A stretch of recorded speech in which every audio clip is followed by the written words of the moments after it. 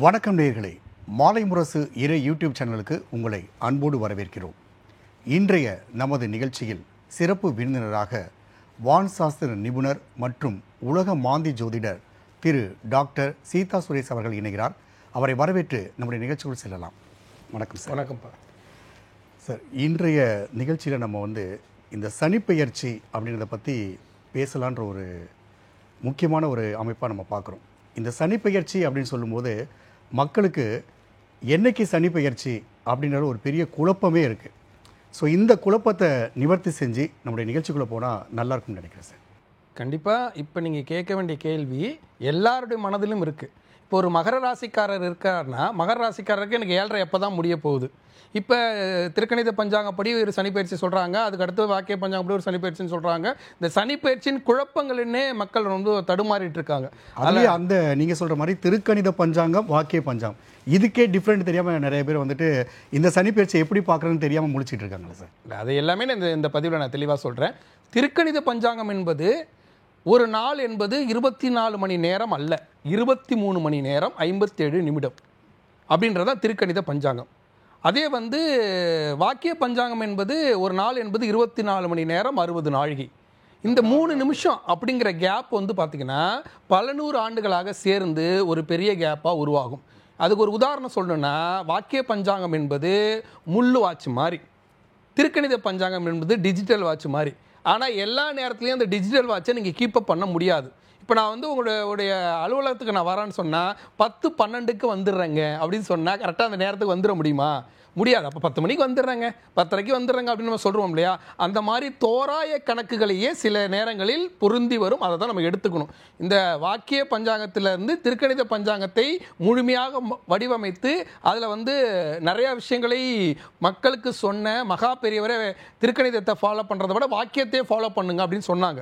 நம்ம திருக்கணிதத்தையும் ஃபாலோ பண்ணிக்கலாம், வாக்கியத்தையும் ஃபாலோ பண்ணிக்கலாம். ஆனால் அதில் இருக்கிற அந்த வித்தியாசத்தை எப்படி நம்ம எடுத்துக்கணும் அப்படிங்கிறத இந்த சனிப்பெயர்ச்சி வாயிலாக நம்ம பார்க்கலாம். இந்த சனிப்பெயர்ச்சியில் பார்த்தீங்கன்னா வர 2025 வருஷம் மார்ச் மாதம் 29ஆம் தேதி, பங்குனி மாதம் 15ஆம் தேதி சனிக்கிழமை அமாவாசை அன்னைக்கு இரவு 9:44க்கு திருக்கணித பஞ்சாங்கப்படி சனிப்பெயர்ச்சியானது வருகிறது அப்படின்னு சொல்கிறோம்.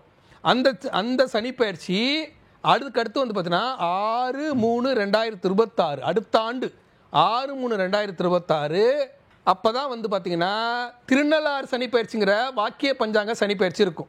இந்த ரெண்டுக்கு நடுவில் என்ன நடக்கும் அப்படின்னா, இப்போ ஒரு மகர ராசிக்காரர் இருக்கிறார் அப்படின்னா மகர ராசிக்காரருக்கு 7.5 முடியல. ஆனால் திருக்கணித பஞ்சாங்கப்படி சனிப்பெயர்ச்சி நிகழ்ந்த பிறகு அந்த 7.5 பெரும்பகுதியான தாக்கம் குறைந்து விடும். அப்படி நீங்கள் எடுத்துக்கணும். 7.5 உங்களுக்கு முழுசாக முடியல. 7.5 இப்போ ஒரு 100% இருக்குன்னா 100%ல் 60% காலி.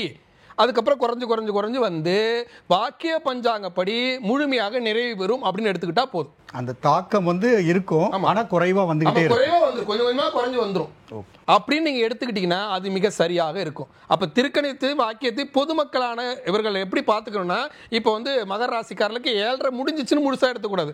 7.5 ஆனது அதனுடைய முழு தாக்கத்தை குறைத்து விட்டது, 60% குறைஞ்சி போச்சு, இன்னும் 40% தான் இருக்குன்னு நினச்சிக்கணும். மார்ச் மாதம் 29, 2025 அடுத்த வருஷம் 6/3/2026 வரை உங்களுக்கு 7.5 சனியுடைய தாக்கம் வெறும் 40% தான் இருக்கும், முழுசாக இருக்காது. இந்த வருஷமே குறைஞ்சி போச்சு அப்படின்னு நீங்கள் எடுத்துக்கிட்டிங்கன்னா உங்களுக்கு சரியாக இருக்கும். இதில் பார்த்தீங்கன்னா உங்களுக்கு அந்த இப்போ வாக்கிய பஞ்சாங்கத்துக்கும் திருக்கணித பஞ்சாங்கத்துக்கும் ஒரு கேப் இருக்கு இல்லையா, இந்த ஓராண்டு கிட்டத்தட்ட. அதில் 2 முக்கியமான நிகழ்வுகளை நம்ம பார்க்கணும். எப்படின்னா, ஒன்று இந்த தாக்கம் குறையிறது, இன்னொன்று பார்த்தீங்கன்னா வக்ர பயிற்சின்னு ஒன்று வரும். இந்த வக்ர பயிற்சி அப்படிங்கிறது என்ன பண்ணுவார் அப்படின்னா, விசுவாச வருஷம் ஆனி மாதம் 18ஆம் தேதி, அதாவது 22/7/2025 பூரட்டாதி நட்சத்திரம் 3ஆம் பாதத்தில் இப்போ டிராவல் ஆகிட்டு இருக்கிற சனி பகவான் வக்ரம் ஆயிடுவார். வக்ரமான பின்னோக்கி வருவார். பின்னோக்கி கார்த்திகை மாதம் 1ஆம் தேதி 17/11/2025 என்ன பண்ணுவார்னா அந்த வக்ரத்தை நிறைவு செய்வார். பூரட்டாதி நட்சத்திரம் 1ஆம் பாதத்தில், 3ஆம் பாதத்திலிருந்து பின்னோக்கி 1ஆம் பாதத்தில் நிறைவு செய்வார். இந்த வக்ர காலம் என்பது அடுத்து வரக்கூடிய 2026 திருநள்ளாறு சனிப்பெயர்ச்சி எப்படி இருக்குங்கிற முன்னுதாரணமாக இருக்கும். இப்போ உங்களுக்கு பார்த்தீங்கன்னா இது ட்ரைலர் மாதிரி. இந்த ட்ரைலரில் நடக்கிறதுல நல்லது, இதை வந்து இவங்க திருக்கணித பஞ்சாங்கப்படி தான் நடக்குதுன்னு சொல்லிப்பாங்க. அதை நீங்கள் அப்படி எடுத்துக்க கூடாது. எப்படி எடுத்துக்கணும்னா, திருக்கணித பஞ்சாங்கப்படி பெயரும்போது குறைஞ்சிச்சுன்னு எடுத்துக்கணும். அதுக்கடுத்து வக்ர காலத்தில் அடுத்து வரக்கூடிய பெயர்ச்சியில் என்ன நன்மைகள் நடக்க போதோ அதுக்கான முன்மாதிரி நடந்துடும். ட்ரெய்லர் பார்த்துக்கலாம். நிவர்த்தி என்ன ஆகும்போது என்ன ஆகுமோ அதை இப்பயே நம்ம அப்பயே பார்த்துக்கலாம். இந்த வக்ர காலத்திலேயே நீங்கள் பார்த்துக்கலாம். இப்போ ஒருத்தருக்கு மகர ராசிக்கு 7.5 முடிஞ்ச உடனே அவங்க வாழ்க்கை எப்படி நடக்க போகுதுன்னு பார்த்துக்கலாம். 7.5ங்கிறது மகர ராசியை பொறுத்தவரைக்கும் எப்படின்னா, அவங்க வந்து ஜெயிலில் இருக்காங்க. இப்போ ஜெயிலேருந்து ரிலீஸ் ஆவாங்க. ரிலீஸ் ஆகும்போது கண்கட்டுற மாதிரி இருக்கும். அதாவது ஜெயிலுக்குள்ளார போகிறதுக்கு முன்னாடி அவங்க வாழ்க்கை எப்படி இருந்தது, ஜெயிலுக்குள்ளார போய் ஜெயிலில் இருந்து வெளியில் வரும்போது ஒன்றுமே புரியாது, எல்லாமே இருட்டான மாதிரி ஒரு மாயை இருக்கும் இல்லையா. அதுக்கப்புறம் தன்னிலை உணர்ந்து அதுக்கப்புறம் என்னன்னா போச்சு, என்னன்னா மிச்சம் இருக்குது, அதை வைத்து வாழ்க்கையை எப்படி வழி நடத்தணும் அப்படின்னு சிந்திக்கணும். அதுக்காக இந்த ஓராண்டு கேப். இந்த கேப்பில் நீங்கள் தெரிந்து கொள்ள வேண்டிய விஷயம் என்னென்னா, முழுசாக குறையாது, ஆனால் தாக்கம் பெரும்பகுதி குறைஞ்சிரும். கொஞ்சம் தான் இருக்கும், 40 தான் இருக்கும், 60% குறைஞ்சிரும். அதுலேயும் வந்து இந்த வக்ர காலம் என்று சொல்லக்கூடிய மார்ச் 22 உங்களுக்கு வந்து பார்த்தீங்கன்னா இது நவம்பர் மாதம் 17ஆம் தேதி வரைக்கும் 140 நாள் வக்ர காலத்தில் இருப்பார். இந்த வக்ர காலத்தில் அடுத்த ஆண்டு 2026 மார்ச்சில் பெறக்கூடிய சனி பயிற்சி எப்படி யோகத்தை கொடுக்க போகுது, எப்படி பாதிப்பை கொடுக்க போகுது அப்படின்றத முன்னாடியே காமிச்சிருவாரு. இப்போ நீங்கள் சொல்கிற ஒரு விளக்கம் மாதிரி பார்த்தீங்க அப்படின்னா, இப்போதைக்கு ஜாமீன் கிடைக்கும், ஃபுல் ரிலீஸ் அப்போ தான் வரும். கரெக்டாக புரிஞ்சுக்கிட்டீங்க, அவ்வளோதான். இதுதான் நிகழ்வு. அப்ப இதை அடிப்படையாக வச்சு தான் நீங்க ஜாதகத்தை பார்த்துக்கணும். அதை விட்டுட்டு திருக்கணிதப்படி பேருதா வாக்கியப்படி பேருதா அப்படின்னு குழப்பம் பண்ணக்கூடாது. இப்ப திருக்கணிதப்படி மார்ச் மாதம் 29ஆம் தேதி பேரும்போது எந்த திருக்கோயில்களிலும் சனிப்பெயர்ச்சி விழா நடக்காது.